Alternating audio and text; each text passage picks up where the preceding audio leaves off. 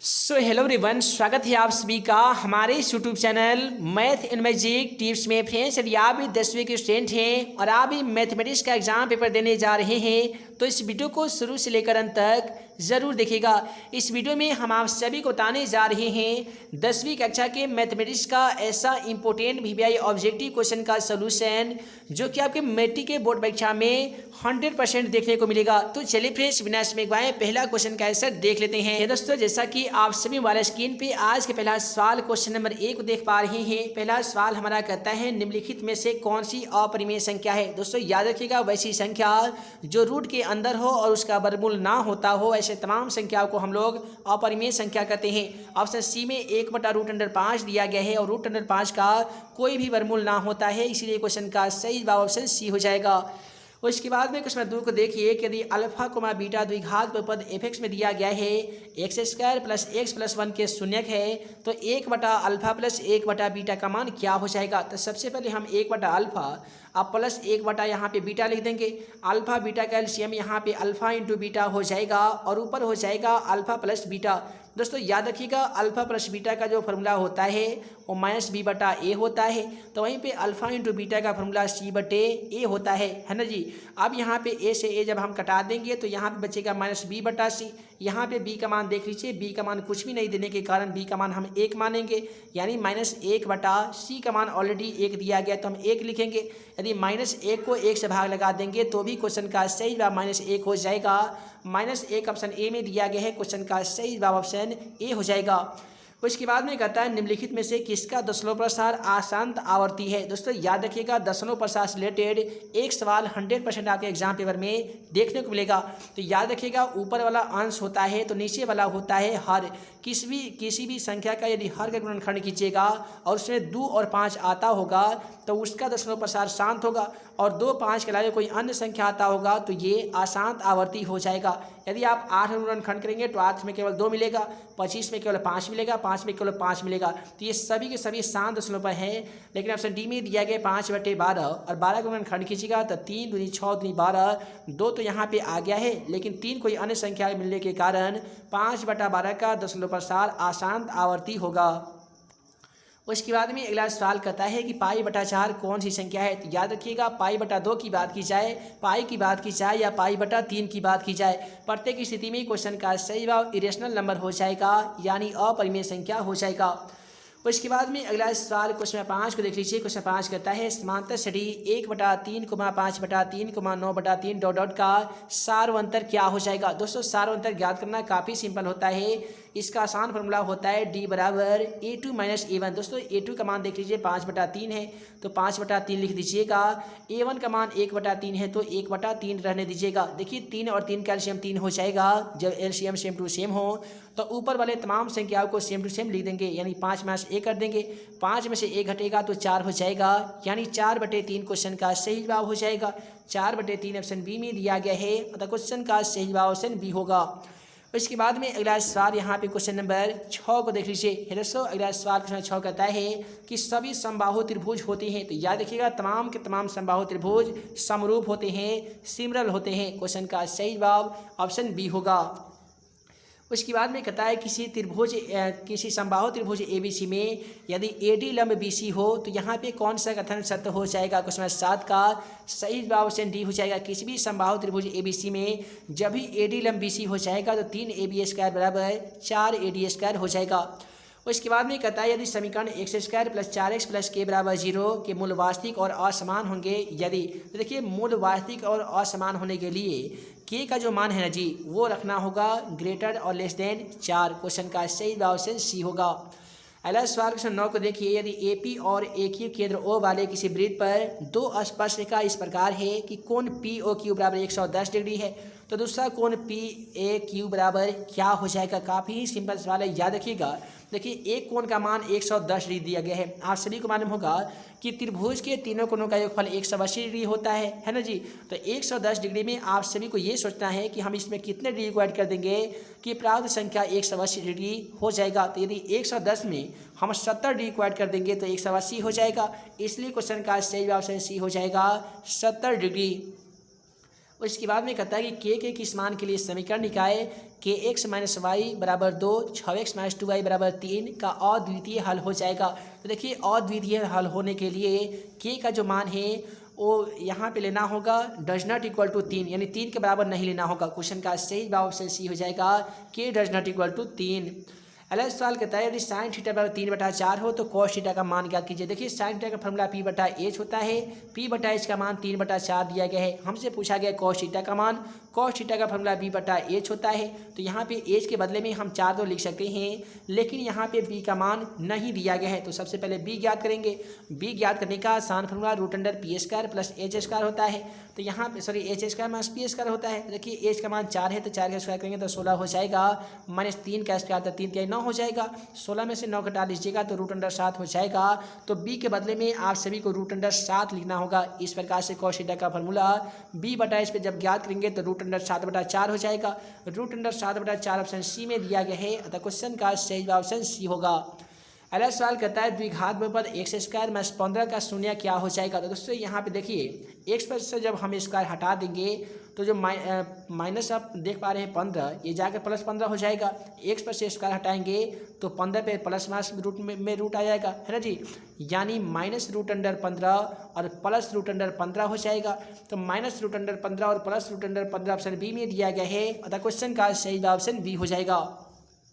अगला सवाल यहाँ पे 113 को देख लीजिए दोस्तों। 113 क्या कहता है कि वृत्त को 2 बिंदुओं पर प्रतिच्छेद करने वाली रेखा को क्या कहते हैं। काफ़ी ही सिंपल सवाल है, याद रखिएगा। वृत्त को 2 बिंदुओं पर प्रतिच्छेद करने वाली रेखा को क्या कहते हैं जी, जीवा कहते हैं, है ना जी। क्वेश्चन का सही जवाब ऑप्शन बी हो जाएगा। चलिए अगला सवाल का आंसर दीजिए। क्वेश्चन 14 कहता है बिंदु 4,3 और -1,a के बीच की दूरी ज्ञात कीजिए। दोस्तों दूरी ज्ञात करना काफ़ी सिंपल होता है। इसके लिए हम लोग एक फॉर्मूला का यूज करते हैं √x2 - x1 का होल स्क्वायर। तो प्लस में होता है y2 - y1 का होल स्क्वायर, ठीक है जी। देखिए x2 का मान यहाँ पे 1 है, x1 का मान 4 है, तो इसका हम लोग स्क्वायर कर देंगे। y2 का मान देख लीजिए -1 है और y1 का मान 3 है, इसका भी कर देंगे स्क्वायर, ठीक है जी। उसके बाद में देखिए 1 में से 4 घटाइएगा तो -3 बचेगा, तो 3 का स्क्वायर 9 हो जाएगा। -1 और -3 मिलकर -4 हो जाएगा, 4 का स्क्वायर 16 हो जाएगा।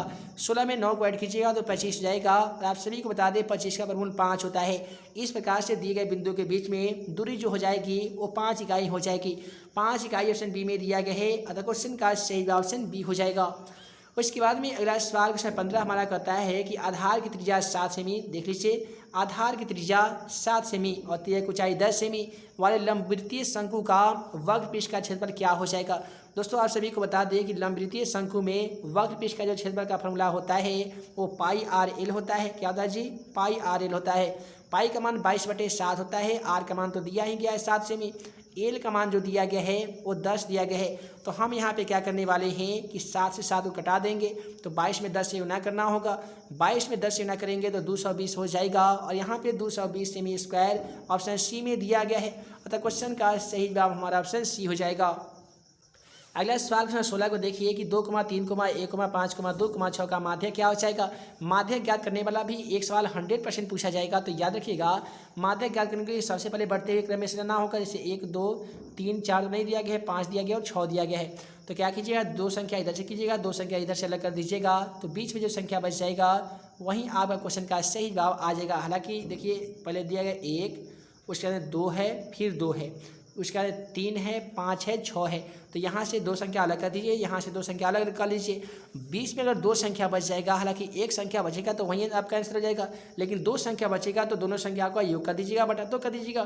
3 और 2 5 हो जाएगा, 5 में 2 से भाग कीजिएगा तो 2.5 मरतबे कर जाएगा। क्वेश्चन का सही जवाब ऑप्शन बी हो जाएगा 2.5।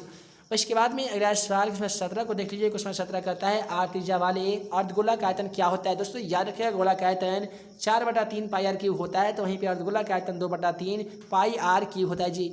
अगला सवाल कहता है निम्नलिखित में से कौन सी घटना की प्रयोक्ता नहीं हो सकती है। याद रखिएगा कोई भी ऐसी संख्या जो 1 से ज़्यादा हो उस घटना की प्रयोक्ता नहीं होगी। ऑप्शन सी में दिया गया -1.5 जो 1 से काफ़ी ही ज़्यादा है, इसलिए क्वेश्चन नंबर 18 का सही जवाब ऑप्शन सी होगा जी। अगला कहता है कि बिंदु 4, किस पाद में स्थित है। मैट्रिक एग्जाम पेपर में एक सवाल 100% पूछा जाएगा, जहां से आपसे बिंदु पाद या चतुर्थांश में पूछा जाएगा। तो देखिए पहला बिंदु प्लस में है, बाद में माइनस में है, तो पहले प्लस बाद में माइनस चतुर्थ में होते हैं, इसलिए क्वेश्चन का सही जवाब ऑप्शन डी हो जाएगा। पहले माइनस रहता, बाद में प्लस, तो ये आपका द्वितीय हो जाता, दोनों माइनस रहता तो ये आपका तृतीय हो जाता, और यदि दोनों प्लस में रहता तो ये आपका प्रथम पाद यानी प्रथम में हो जाता। अगला सवाल क्वेश्चन 20 को देखिए, समांतर श्रेणी 10,7,4 डॉट डॉट का 20वां पद ज्ञात कीजिए। दोस्तों 20वां पद ज्ञात करने का आसान फॉर्मूला a प्लस 20 में से कम कर लीजिएगा तो 19 बचेगा, इसमें d लगा दीजिए, है ना जी। तो यहाँ पे a का मान देख लीजिए, प्रथम पद a का मान 10 दिया गया है। अब 19 गुने d का मान, d हम लोग कैसे ज्ञात करते हैं, 7 में से 10 कम करेंगे तो -3 हो जाएगा।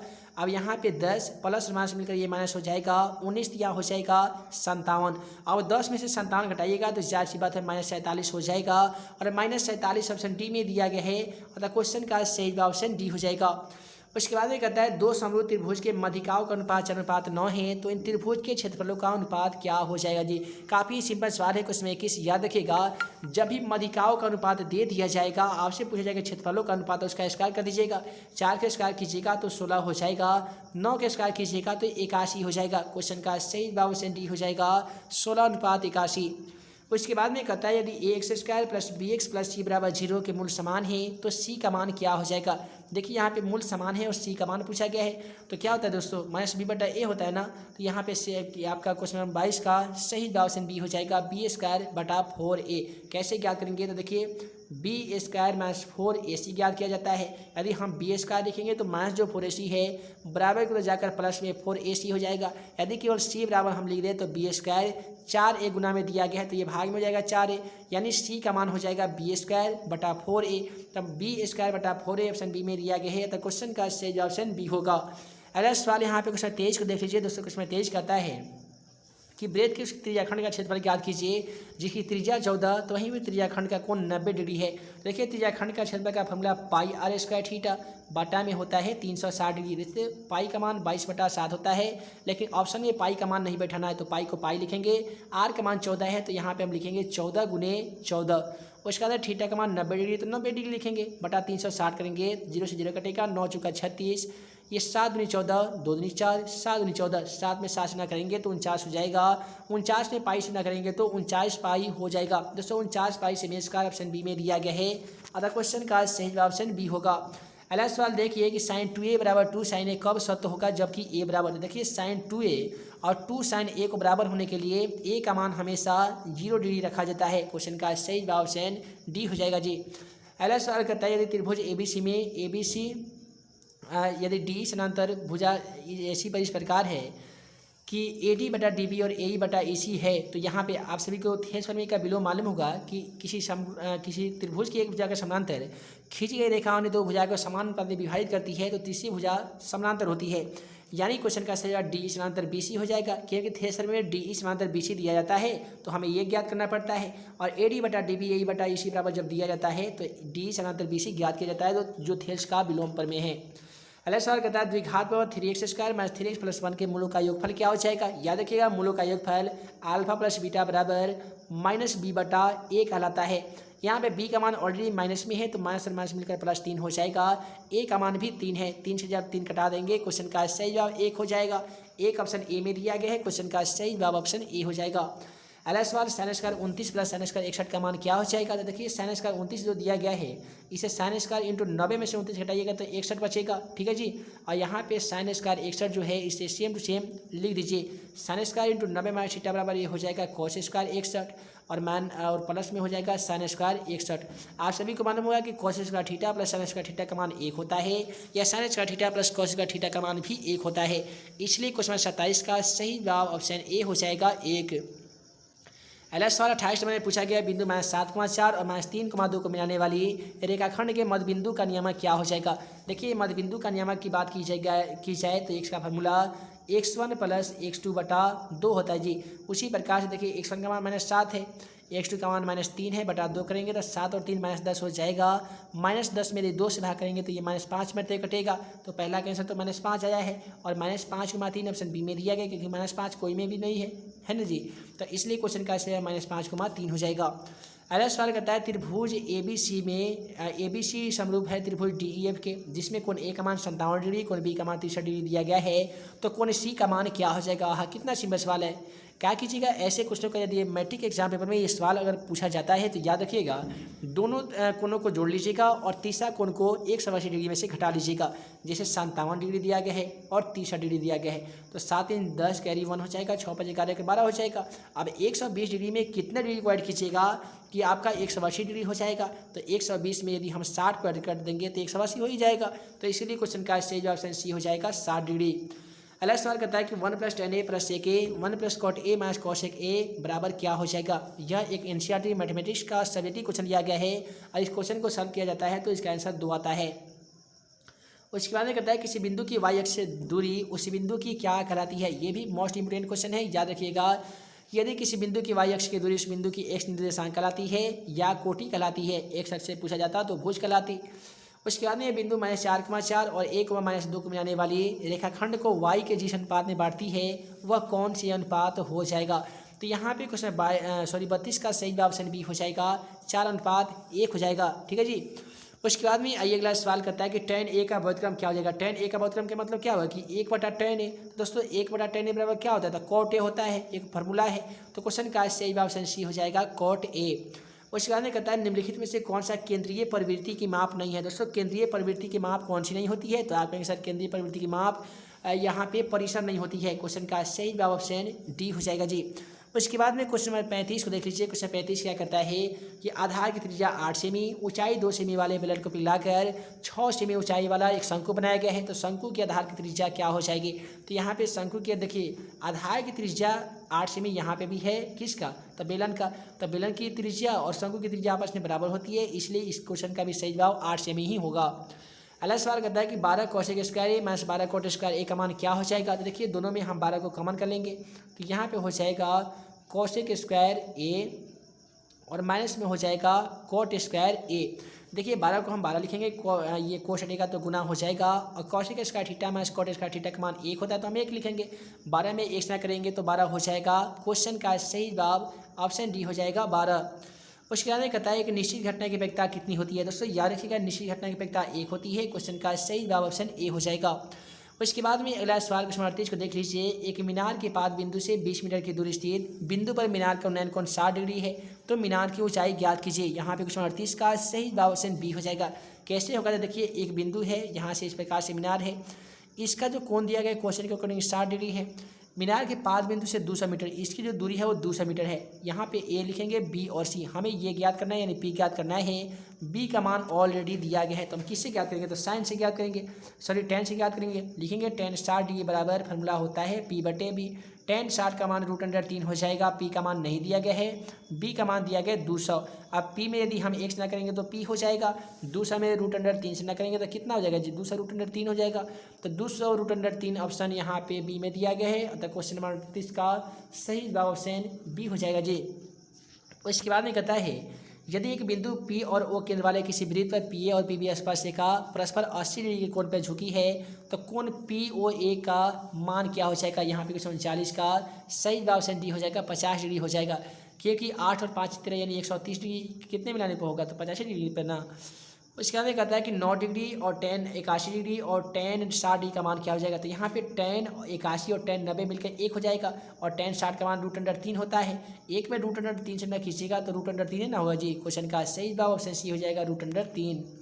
अगला सवाल कहता है निम्नलिखित में से द्विघात बहुपद है कौन सा होगा जिसके शून्यक 5 और -3 है। देखिए जब शून्यक का मान दे दिया जाए ना तो शून्यक में आपका अल्फा और बीटा का मान दिया जाता है। तो फॉर्मूला हमारा होता है द्विघात बहुपद का x² माइनस में होता है alpha plus beta into x, plus में होता है अल्फा इंटू बीटा। तो हम क्या करेंगे x² और माइनस के बदले में -3 लिखेंगे। अल्फा का मान यहाँ पे 5 लिखना होगा और बीटा का मान -3 है तो -3 लिखेंगे।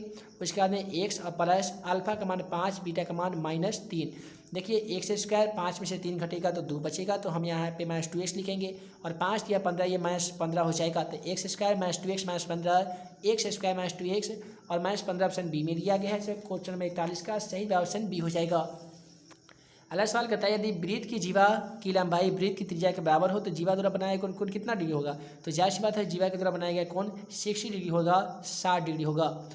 उसके बाद कहता है द्विघात के ऊपर बी एक्स स्क्वायर प्लस ए एक्स प्लस सी बराबर 0 का वियुक्तर क्या हो जाएगा। वियुक्तर आप सभी को मालूम होगा बी स्क्वायर माइनस 4ac होता है ना जी। तो बी का मान ए दिया गया तो हम लिखेंगे ए स्क्वायर माइनस 4 गुणे ए का मान ए के बदले में बी है, सी के बदले में सी है, तो ए स्क्वायर माइनस 4bc हो जाएगा। तो a square minus 4bc option C में दिया गया है। क्वेश्चन का सही जवाब ऑप्शन सी हो जाएगा। अगला सवाल समांतर श्रेणी 5, 8, 11, 14 डॉट का प्रथम 24 पदों का योग ज्ञात कीजिए। यहाँ पे एन का मान 24 दे रखा है, ठीक है जी। ए का मान 5 है, डी निकालेगा 5 में से 8 में से 5 घटाइएगा तो 3 आपका डी का मान निकलेगा, ए का मान 5 निकलेगा। इन सभी चीज़ों से आप आसान तरीके से एशियन वाले फॉर्मूला पे बैठा लीजिएगा। क्वेश्चन नंबर 44 का सही जवाब ऑप्शन बी आ जाएगा, 948 आ जाएगा। अगला सवाल कहता है कि यदि 3a बराबर 90 डिग्री तो सेक ए का मान क्या हो जाएगा। यदि आप a बराबर 90 डिग्री लिखते हैं तो 3 गुना में है तो भाग में हो जाएगा, 30 से 30 मतलब कट गया। अब यहाँ पे सेक ए यानी सेक 30 का मान क्या हो जाएगा। देखिए सेक 30 का मान 2/√3 होता है ना जी। तो क्वेश्चन का सही जवाब ऑप्शन डी हो जाएगा, 2/√3। दो क्रमिक सम संख्याओं का महत्तम समापवर्तक क्या हो जाएगा। देखिए जब भी हम दो लगातार सम संख्या का महत्व माने तो सम संख्या किससे कहते हैं, तो वैसी संख्या जिसमें 2 से भाग लगती है। जैसे 2 और 4 तो 2 दूनी 4, कटने के बाद कितना मास आया, 2 आया। उसी प्रकार से अगर हम मान लेते 12 लेते हैं और 14 लेते हैं तो 12 एकम 12 ये 2 आ गया, इधर 12 हो जाएगा, 6 दूनी 12 ये भी 2 आ गया। इससे हमें ये पता चलता है कि जब भी हम दो क्रमिक संख्याओं का मौसक ज्ञात करते हैं प्रत्येक स्थिति में क्वेश्चन का सही जवाब 2 आता है। अगला सवाल की tan 48 degree minus cos 42 degree का मान क्या हो जाएगा। देखिए यहाँ पे tan 48 डिग्री जो दिया गया है, सॉरी sin 48 डिग्री दिया गया है, तो हम यहाँ पे लिखेंगे sin इंटू 90 में से 48 घटेगा तो ये 42 हो जाएगा। और माइनस में दिया गया cos 42, इसे सेम टू सेम लिखेंगे। sin इंटू 90 माइनस थीटा बराबर cos थीटा, थीटा का मान 42 है और यहाँ पे भी cos 42। cos 42 में से cos 42 घटा लीजिएगा तो भी 0 आंसर हो जाएगा, कटा दीजिएगा तो भी 0 आंसर हो जाएगा। अगला सवाल में बोला गया त्रिभुज एबीसी के शीर्ष का नियामक कितना इतना है, तो त्रिभुज एबीसी का क्षेत्रफल क्या हो जाएगा। त्रिभुज एबीसी का क्षेत्रफल का फॉर्मूला आप सभी को मालूम होगा, 1/2 यानी 23 वाला जो ट्रिक हम आप सभी को नहीं बताए थे, उसी फॉर्मूला के माध्यम से इस क्वेश्चन को सॉल्व कर लीजिएगा। क्वेश्चन का सही भाग 6 वर्ग इकाई आ जाता है। अगला सवाल कहता है कि cos थीटा गुणे tan थीटा का मान क्या होता है। तो देखिए cos थीटा गुणे tan थीटा कहता है तो हम लिखेंगे cos थीटा और tan थीटा का फॉर्मूला होता है sin थीटा, बाटा में होता है cos थीटा। तो cos थीटा से cos थीटा कट जाएगा, बचेगा यहाँ पे केवल sin थीटा, इसलिए क्वेश्चन का सही जवाब ऑप्शन ए हो जाएगा sin थीटा। अगला सवाल कहता है यदि दो वृत्त एक दूसरे को अंतःस्पर्श करती है तो उभयनिष्ठ स्पर्शिकाओं की संख्या कितनी हो जाएगी। मैट्रिक एग्जाम पेपर के लिए काफ़ी ही ज़्यादा क्वेश्चन इंपॉर्टेंट है कि दो वृत्त एक दूसरे को अंतः स्पर्श करते हैं। मान लेते अगर वृत्त है अंदर से स्पर्श कर रहे हैं, अंदर से जब स्पर्श करेगा ना तो उभयनिष्ठ स्पर्शिका की संख्या कितना होगा जी, 1 हो जाएगा। दोस्तों वीडियो लंबी ना हो जिस कारण मैं इस वीडियो को यहीं पेड करता हूं। आशा करते हैं इस वीडियो में जितने भी क्वेश्चनों का सलूशन हम आप सभी को बताए हैं उस सभी के सभी क्वेश्चन आप सभी को समझ में आ गया होगा। उम्मीद है वीडियो पसंद आया हो तो वीडियो को लाइक करें, अपने दोस्तों में शेयर करें। ऐसे ही नए नए वीडियो पाने के लिए आप हमारे YouTube channel math and magic tips को सब्सक्राइब करना बिल्कुल ना भूलिएगा। तो ये दोस्तों हम जल्द मिलेंगे अगले वीडियो में नए वीडियो क्वेश्चन के साथ। तब तक के लिए आप सभी को वीडियो देखने के लिए बहुत बहुत धन्यवाद।